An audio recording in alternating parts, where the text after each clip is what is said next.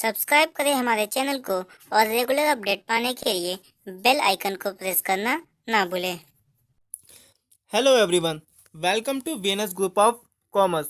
आज हम लोग बिजनेस ऑर्गेनाइजेशन के कुछ बेसिक एमसीक्यूज के बारे में डिस्कस करेंगे।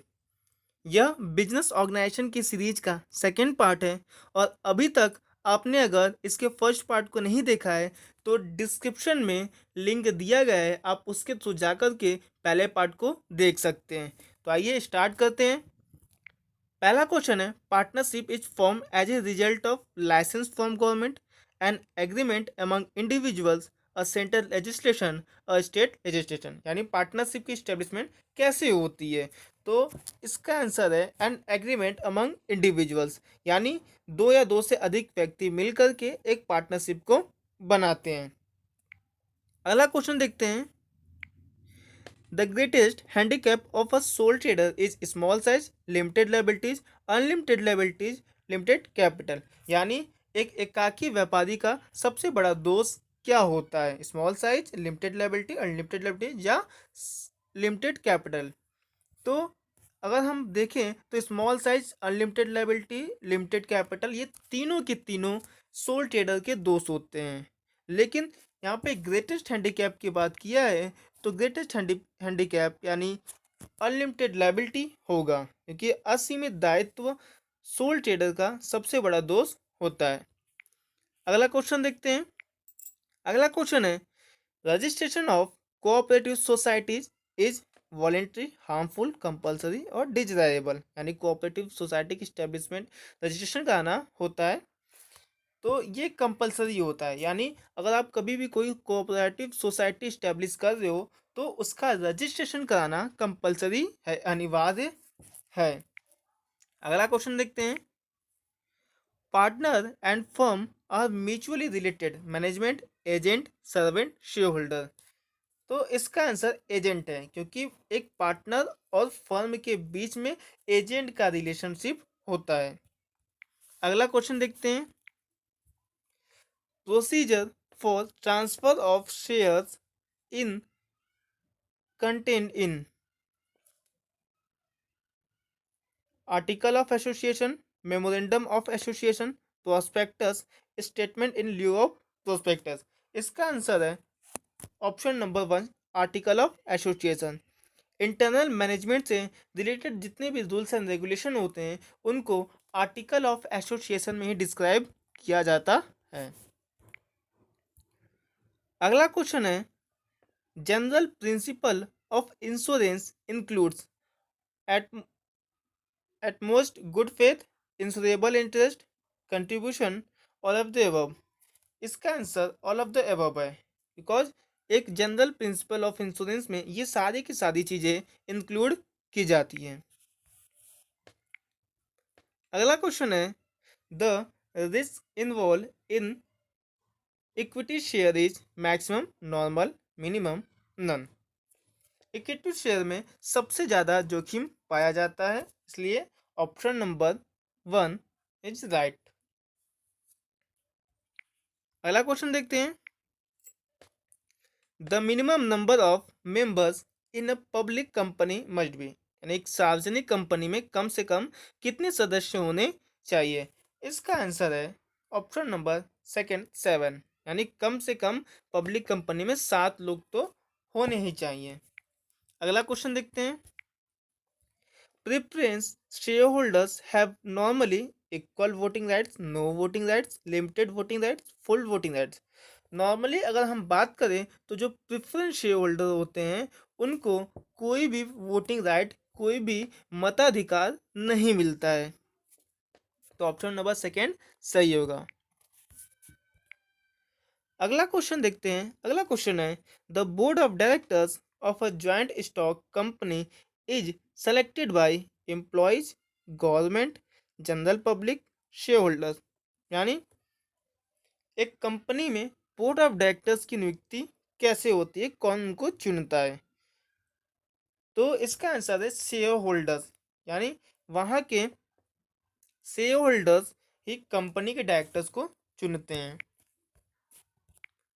अगला क्वेश्चन है, as per companies act 2013, a company can be formed even with one person, with not less than two-person, with a minimum of 7%, with a minimum of 15%. यहाँ पे मैं आपको बता दूं कि कंपनीज एक्ट 2013 में एक नया कॉन्सेप्ट आया है, इसका नाम है OPC, one person company.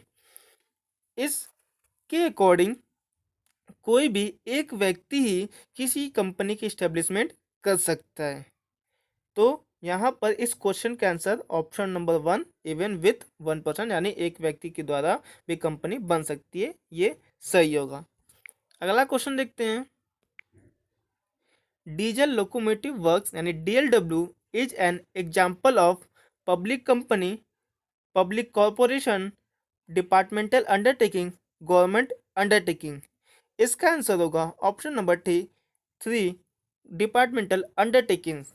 Departmental undertakings का मतलब ऐसे अंडरटेकिंग या ऐसे वर्क्स होते हैं जो कि किसी न किसी मिनिस्ट्री के अंडर काम कर रहे हैं, जैसे इंडियन पोस्ट हो गया, ऑल इंडिया रेडियो है, दूरदर्शन है, ये सारे के सारे एक किसी न किसी मिनिस्ट्री के अंडर वर्क कर रहे हैं, तो ये सारे के सारे डिपार्टमेंटल अंडरटेकिंग्स होते हैं। अगला क्वेश्चन देखते हैं। Restricting the transfer of share is a feature of public company, subsidiary company, holding company, private company। इन चारों में से किसके शेयर को ट्रांसफर करना प्रतिबंधित है? तो इसका ऑप्शन नंबर 4 सही होगा। प्राइवेट कंपनी के शेयर को आप फ्रीली ट्रांसफर नहीं कर सकते। अगला क्वेश्चन है, how many director are needed in private company? Private company में कम से कम 2 डायरेक्टर होने चाहिए, तो ऑप्शन नंबर 1 करेक्ट होगा। उसके बाद how many director are needed in public company? Public company में कम से कम 3 डायरेक्टर होने चाहिए, तो ऑप्शन नंबर 3 सही होगा। आगे देखते हैं। Business consist industry at to trade all.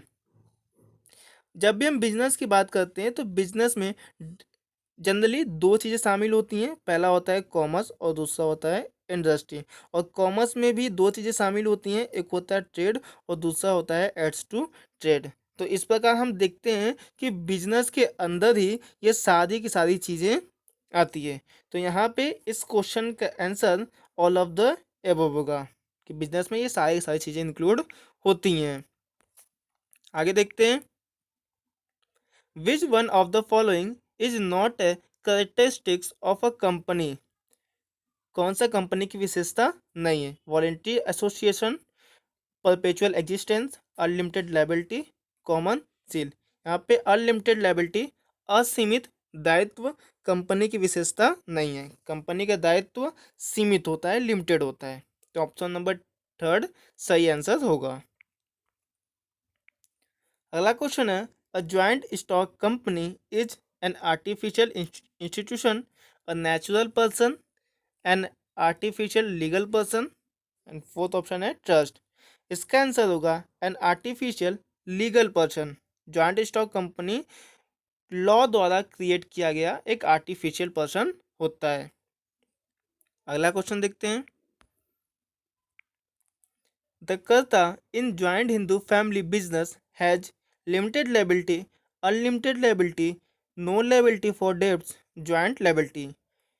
कर्ता ज्वाइंट हिंदू फैमिली बिजनेस का जो हेड होते हैं, जो मुखिया होते हैं, उनको ही कर्ता के नाम से जाना जाता है। और कर्ता का जो दायित्व होता है वो अनलिमिटेड होता है। कर्ता के अलावा बाकी जितने भी मेंबर्स होते हैं उनका दायित्व सीमित होता है, बट कर्ता का दायित्व असीमित होता है, अनलिमिटेड होता है। तो इसका ऑप्शन नंबर 2 सही आंसर होगा। आज का लास्ट क्वेश्चन है, in a cooperative society the principle follows is 1 share 1 vote, 1 man 1 vote, no vote, multiple vote. यानी कोऑपरेटिव सोसाइटी में कौन सा प्रिंसिपल फॉलो होता है? 1 शेयर 1 वोट यानी एक शेयर वाला एक ही वोट देगा, 1 मैन 1 वोट यानी एक व्यक्ति एक ही वोट देगा, नो वोट यानी कोई वोट नहीं देगा, एंड फोर्थ ऑप्शन है मल्टीपल वोट्स यानी कई सारे वोट दिया जा सकता है। तो कोऑपरेटिव सोसाइटी में वन मैन वन वोट होता है यानी एक व्यक्ति एक ही वोट दे सकता है। हम नॉर्मली अगर हम कंपनी की बात करें तो कंपनी में जो वोटिंग राइट्स होते हैं, मत देने का जो अधिकार होता है, वो उनके द्वारा खरीदे गए शेयर के अकॉर्डिंग डिसाइड होता है कि आपने जितने परसेंट शेयर खरीदा है उतने परसेंट की आपके पास वोटिंग राइट्स है। बट कोऑपरेटिव सोसाइटी में ऐसा नहीं होता है। एक पर्सन चाहे जितने ही शेयर खरीद ले, उसको एक ही वोटिंग राइट मिलती है। तो आज के लिए इतना ही। Have a nice day.